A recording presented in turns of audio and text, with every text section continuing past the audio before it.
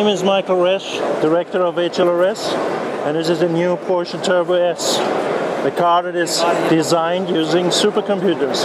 In the background you can see how we do the flow simulation to optimize the shape to reduce fuel consumption.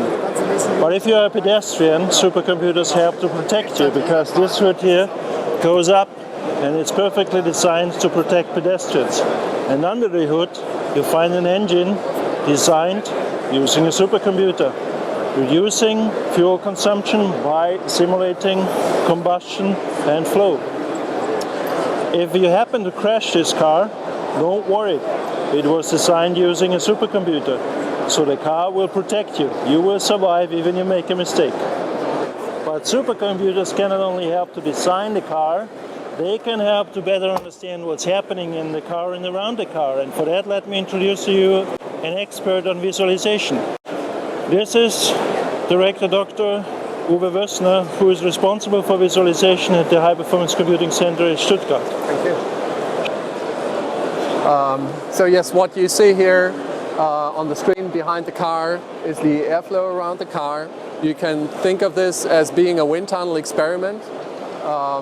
You put the car into the wind tunnel, let the wind blow, and analyze what happens. At the same time, you can visualize simulation results on that same physical car.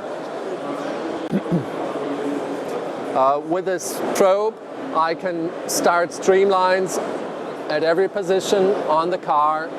We can check what the air inlet for the cooling of the brake does, whether it works well, whether the turbocharger still gets enough air, or how the rear view mirror is affected by the flow. The green surface that you see over here is actually vorticity on the car.